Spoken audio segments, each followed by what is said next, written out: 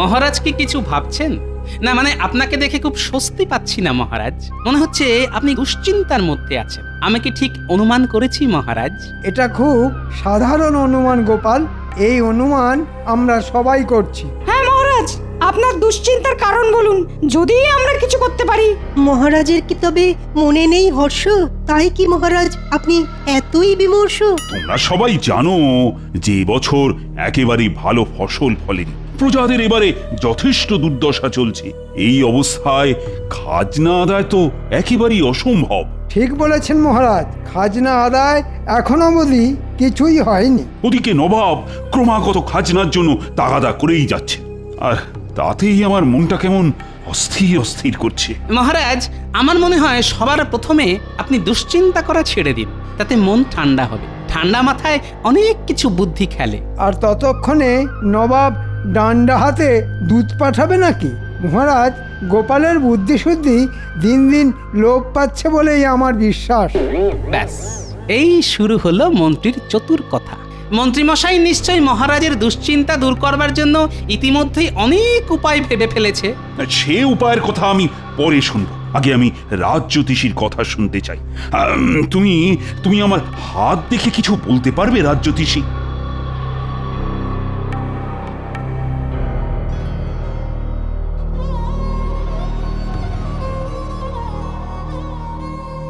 মহারাজ, আপনার হাত দেখে যা বুঝলাম তা হলো একটা অশুভ প্রভাব ছিল বটে। অশুভ?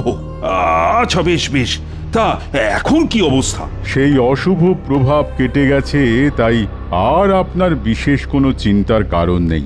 চিন্তার কারণ নেই বলছো? তবে কি?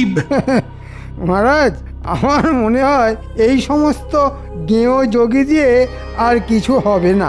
আমি কতদিন ধরে এখানে রাজজ্যোতিষী আছি সেটা কি ভুলে গেছেন মন্ত্রীমশাই? সেই জন্যই তো বলছি, আপনার সময় পেরিয়ে গেছে।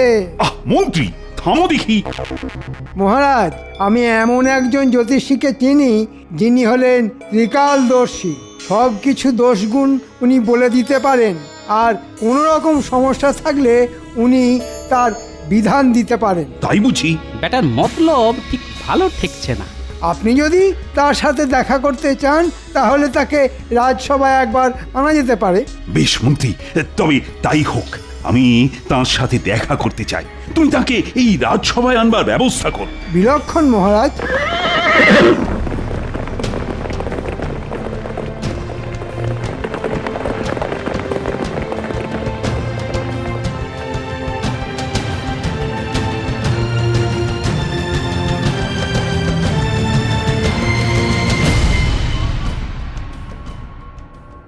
মহারাজের জয়। নবাবের দূত? দেখেছেন মহারাজ, জ্যোতিষী বলল যে আপনার অশুভ প্রভাব কেটে গেছে, অথচ দেখুন নবাবের দূত এসেছে। কি সংবাদ এনেছ দূত? আমার হাত দিয়ে নবাব একটি পত্র পাঠিয়েছেন। কই দেখি পত্র।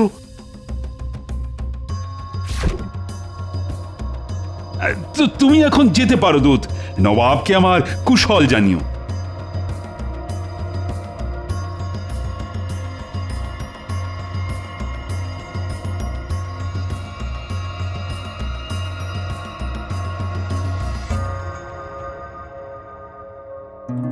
মন্ত্রী, এই পত্রে যা লেখা সেটা তুমি সবাইকে পড়ে শোনাও।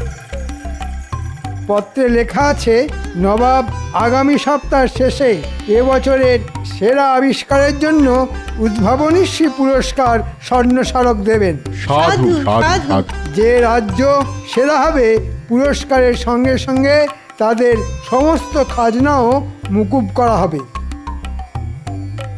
বাকি রাজ্যগুলির খাজনা দ্বিগুণ করা হবে। আবিষ্কারের বিষয়বস্তু এই সপ্তাহের মধ্যে নবাবকে জানাতে হবে।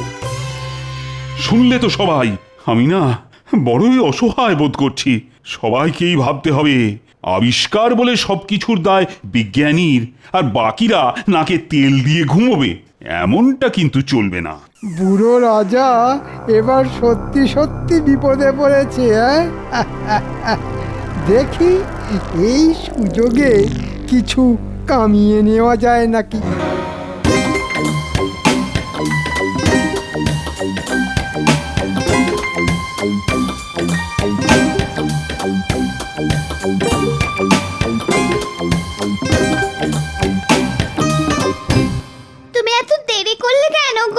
সে আমি জরুরি কাজে ব্যস্ত ছিলাম। কেন? দুজন অতিথি বসে আছে সেই কখন থেকে, তাই বললাম। দুজন অতিথি কোথায়? ওই ভেতরের ঘরে। আরে আগে বলবে তো, চোর ডাকাতও তো হতে পারে।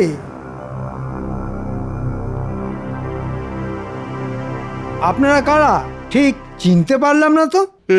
আমি খাম্বাজ রাজ্য থেকে আর ইনি বর্ধমান রাজ্য থেকে এসেছি। আমরা খুব বিপদে পড়েই এসেছি।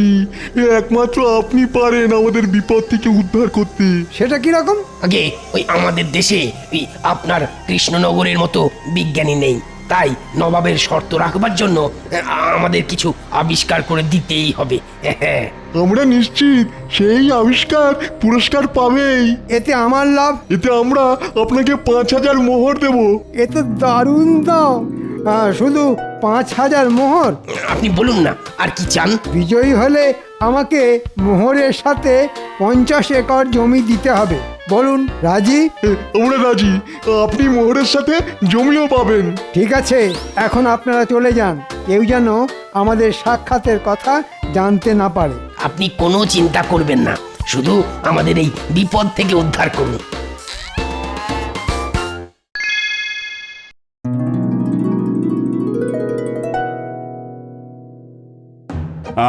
কাল আমি তোমাদের সবাইকে বলেছিলাম নবাবের পত্রের বিষয়টি চিন্তা করতে। তা আমি জানতে চাই তোমরা নতুন আবিষ্কার নিয়ে কেউ কিছু ভেবেছো কিনা। মহারাজ, আপনি কোনো চিন্তা করবেন না। আরে চিন্তা করি কি আর সাথে, বিজ্ঞানীকেও তো রাজসভাতে দেখছি না। বিজ্ঞানী এখন ভীষণ উদ্যমে নতুন জিনিস আবিষ্কার করছেন, তাই সকাল থেকে উনি আদার জল ছাড়া আর কিচ্ছু খাননি।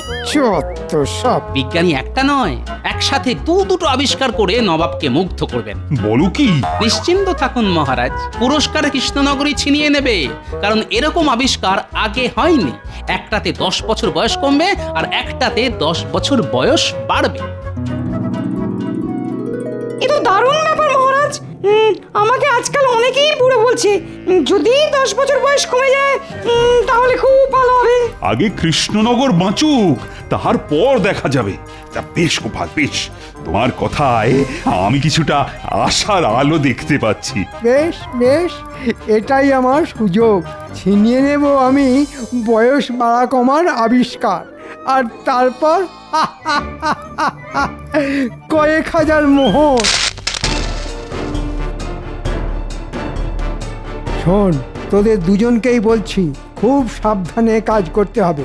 আজ রাতে বিজ্ঞানীর ঘর থেকে আবিষ্কার চুরি করতে হবে,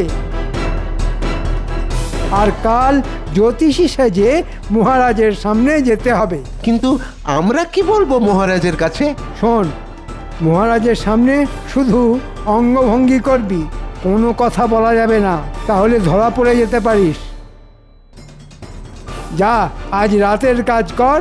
ওই চুরিটা তোরা বেশ ভালোই পারিস।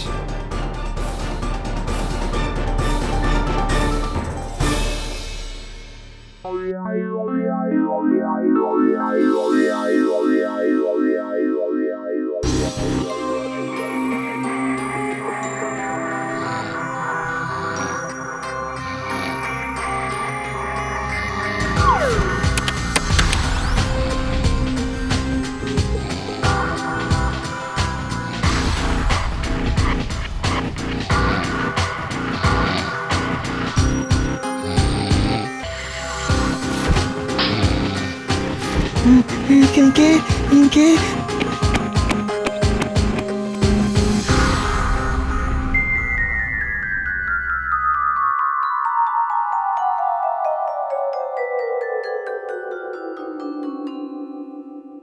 কি সর্বনাশ মহারাজ, এখন কি হবে? আমিও তো কিছুই বুঝতে পারছি না। আমি দেখেছি স্পষ্ট, একজনের হাতে লণ্ঠন ছিল।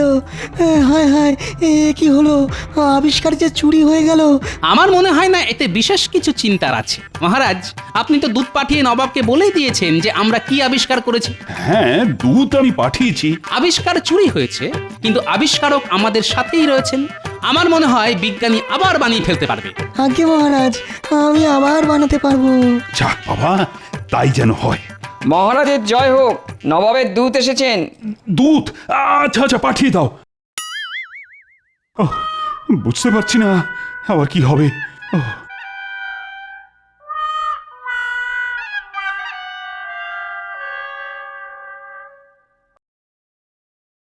মহারাজ, নবাব বলে পাঠিয়েছেন যে কৃষ্ণনগর যে আবিষ্কারের কথা বলে পাঠিয়েছে সেটা ইতিমধ্যেই খাম্বাজ আর বর্ধমান রাজ জানিয়েছে। তাই কৃষ্ণনগরকে নতুন কিছু আবিষ্কার করে আনতে হবে। সে কি? বেশ বেশ, তাই হবে তাই হবে। তুমি এখন যেতে পারো। হ্যাঁ। কি সর্বনাশ, এখন কি হবে? আরে হাতে তো মাত্র 5 দিন। উফ, নবাবের যে কি খেয়াল হয়। বিজ্ঞানী, ও বিজ্ঞানী, তুমি বলো না এই 5 দিনে নতুন কোনো আবিষ্কার করতে পারবে? মহারাজ, আপনি তো সব জানেন। আপনি তো জানেন যে একটি আবিষ্কার করতে কত পক্ষ লেগে যায়, সেখানে মাত্র 5 দিন। আমি পারবো না মহারাজ, আমাকে ক্ষমা করবেন। ও গোপাল, তুমি আমার একমাত্র ভরসা। কিছু কি উপায় আছে? আমাকে একটু ভাবার সময় দিন মহারাজ। আরে আরে ভাবতে গেলে সময় তো লাগবে। কি ব্যাপার প্রহরী? মহারাজ, দুজন সাধু বাবা এসেছেন। সাধুরা বাইরে কেন মহারাজ? এ হলো আমার সেই ত্রিকালদর্শী জ্যোতিষী। সে কি? নিয়ে এসো মন্ত্রী।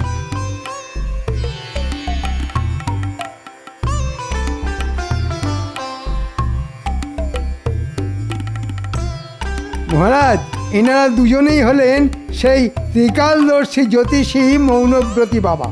মুখে কিছু বলেন না, সবই ইঙ্গিতে বোঝান, তবে গণনা নির্ভুল। কিরকম যেন গন্ডগোল লাগছে, এদের দেখে চেনা চেনাও লাগছে। যাই হোক দেখি। হে ত্রিকালদর্শী জ্যোতিষীগণ, আমাদের রাজ্য আর মহারাজ এখন ঘোর সংকটে। আপনারা গণনা শুরু করুন। আপনারা আকার ইঙ্গিতে যা বলবেন আমি সব বুঝিয়ে দেব।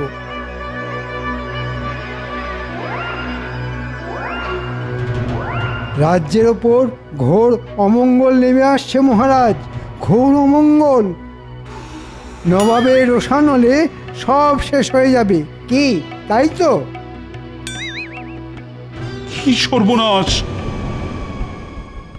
রাজাকেও বার্ধক্য গ্রাস করেছে, তার পক্ষে রাজ্য রক্ষা করা সম্ভব নয়। সে কি হে জ্যোতিষীগণ, এর থেকে বাঁচার কি কোনো উপায় নেই? আছে বা একটু বলুন। উপায় একটা আছে মহারাজ। এই অমঙ্গল কাটাতে এই রাজ্যের থেকে কিছু যাগযজ্ঞ করতে হবে, আর তার জন্য কিছু মোহর লাগবে। এখন মহারাজ, আপনি যদি সম্মতি দেন তবে। বেশ বেশ, আমি সম্মতি দিলাম। আমি খাজাঞ্চিকে এক্ষুনি বলছি যজ্ঞের জন্য প্রয়োজনীয় মোহর এই জ্যোতিষীদের দিতে। তার আগে আমি বলতে চাই, এরা কিন্তু আমার অতিথি, তাই আজ সবার জন্য ভোজনের আয়োজন করা হয়েছে। বাহ বাহ বাহ, ত্রিকালদর্শী সাধু বাবারা দেখছি মাছের মুড়ো খাওয়া বেশ ভালোই রপ্ত করেছে। কি ত্রিকালদর্শী সাধু বাবার দেখি নকল গোঁপ খুলে গেছে। বুঝেছি, রাজাকে বলে এক্ষুনি মন্ত্রীর কারসাজি ফাঁস করে দেওয়াটাকে ঠিক হবে? না, বলাটা ঠিক হবে না। রাজা নিজেই এখন নবাবের দুশ্চিন্তায় ডুবে আছে। মন্ত্রী মশাই, তোমার ত্রিকালদর্শী সাধু বাবার কিন্তু নকল গোঁপ খুলে গেছে। চুপি চুপি তোমাকে বললাম, আর কাউকে বলিনি।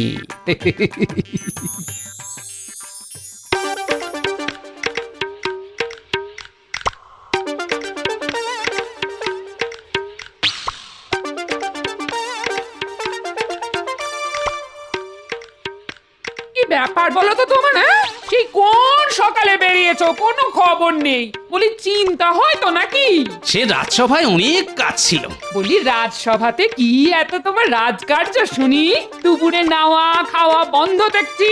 আমার হয়েছে যত জ্বালা। আহা, আমি খেয়ে এসেছি, তুমি খেয়ে নিয়েছো তো? তোমার জন্য কি হাপিস টেস্ট করে বসে থাকো নাকি? আমার বুঝি খিদে পায় না? তা তো ঠিকই। সে দিনকাল আর নেই বুঝলে। বাবুর জন্য বসে থাকবো আর তিনি কখন এসে খাবেন। তা তো ঠিকই। ঘরের খাবার তোমার পছন্দ নয় সে তো জানি। আনু কি ছাই বাজার থেকে? 4টে মূল্য, 2টো পটল, একটু আলু, ছি। আর আর নিজে রাজবাড়িতে ভালো মন্দ খাবে। এই রাজা একটু খাতির করে খাওয়ালো আর কি। তোমার জন্যে আমার সারা দুপুর আজ অশান্তিতে কেটেছে। হ্যাঁ, আমিও কি চাই খুব শান্তিতে আছি? আমারও অনেক চিন্তা, অনেক কাজ, বুঝলে? তোমার কাজ কি আমি জানি, বেশ জানি। আমাকে বেশি বোঝাতে এসো না, করো তো রঙ্গরসিকতা, বলে কি না অনেক কাজ। গিন্নি, এখন আমার মাথা খেও না তো, বলছি তো অনেক কাজ। তা তো ঠিকই, আমার কথা এখন তোমার মাথা খাচ্ছে। পরিষ্কার বলে দিচ্ছি, আমিও একজন মানুষ। হ্যাঁ, তুমি যে একজন মানুষ সেটা আমি জানি। এখন চুপ করো দেখি। কেন চুপ করব? কেন চুপ করব? আমারও বয়স হচ্ছে। আমি কি কাঠ পাথরের পুতুল যে সব দিন একই থাকবো? আমি তোমায় বলে দিচ্ছি, এ সংসারে আমি থাকবো না। থাকো তুমি তোমার মতো করে। হ্যাঁ, কি বললে তুমি গিন্নি? কাঠ পাথরের পুতুল? আরে গিন্নি, তুমি কি বললে তুমি নিজেই জানো না। বলো যা, এর হলো কি? পাগল হয়ে গেল নাকি? আমি এক্ষুনি আসছি গিন্নি, এক্ষুনি আসছি। উমাগো, হলো কি? এই কোথায় যাচ্ছ?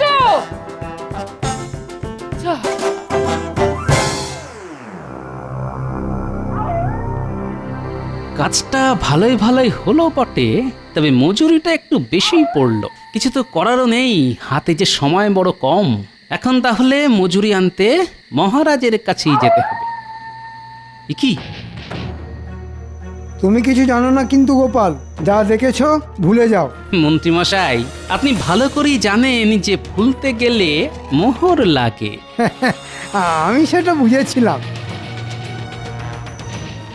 এই নাও তোমার ভাগের মোহর। ব্যাস, আমি সব ভুলে গেলাম মন্ত্রীমশাই।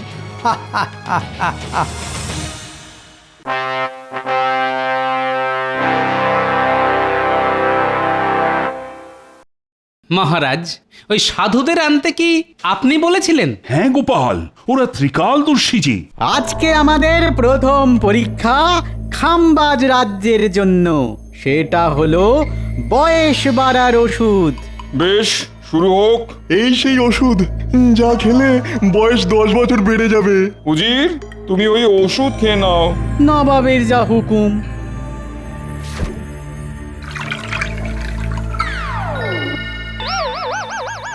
ও যে বাবা, আমি এত বুড়ো হয়ে গেলাম। 10 বছরে আমি যে ভীষণ বুড়ো হয়ে গেলাম নবাব বাহাদুর। বাহ, চমৎকার আবিষ্কার, চমৎকার আবিষ্কার। নবাব বাহাদুর হুকুম করুন পরের আবিষ্কারের জন্য। এই সেই ওষুধ যা খেলে বয়স ওই 10 বছর কমে যাবে। বেশ, উজির, ওষুধ খাও।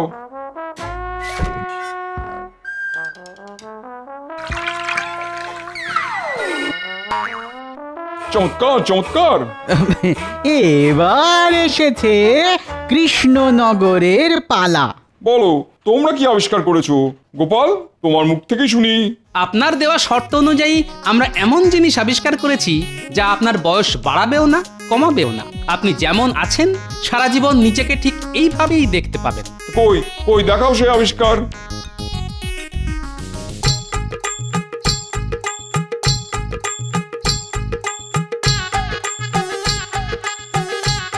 কি, এ তো আমার মূর্তি। ঠিকই নবাব বাহাদুর, এই মূর্তিতে আজ যেমন দেখছেন নিজেকে, 5 বছর পর, এমনকি 50 বছর পরও নিজেকে ঠিক একইভাবে দেখবেন।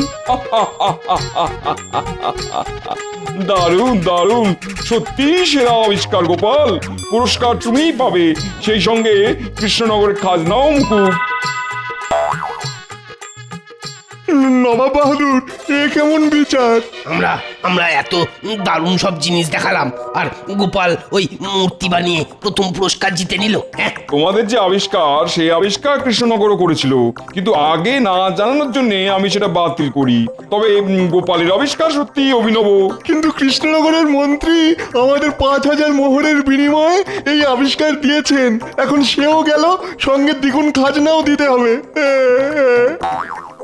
এরপরে মন্ত্রী আমাদের থেকে জমিও চেয়েছেন। এ কি কৃষ্ণচন্দ্র, তোমার মন্ত্রী তো দেখছি জোচ্চোর।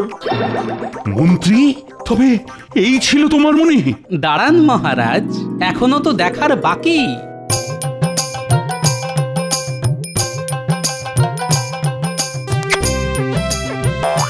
কি ত্রিকালদর্শী জ্যোতিষী আসলে বটা ঘটা? আমার রাজত্বের রাজ্যে এমন ধান্দাবাজ মন্ত্রী আছে, আমি একে শাস্তি দেবো। হ্যাঁ তাই দিন নবাব, সঙ্গেই বটা ঘটাকেও। আমি নির্দেশ দিচ্ছি 1 মাসের জন্য মন্ত্রী সহ বটা ঘটাকে বন্দি করতে। আমাকে বাঁচান মহারাজ, আমার খুব ভুল হয়ে গেছে, আপনার পায়ে পড়ি, আমাকে বাঁচান মহারাজ। না না, কোনো মুক্তি নেই। 1 মাস ধরে পচে মরো গারদে, আর এটাই তোমার শাস্তি। মরে যাব মহারাজ, একেবারে মরে যাব, মরে যাব মহারাজ, একেবারে মরে যাব। মহারাজ, এই নিন মোহর। আপনার মন্ত্রী আমার মুখ বন্ধ রাখার জন্য আমাকে উপঢৌকন দিয়েছিল। মূর্তি বানাতে একটু শুধু খরচা হয়েছে মহারাজ। ওটা আমি আবার তোমাকে দিচ্ছি গোপাল, পুরস্কার হিসেবে।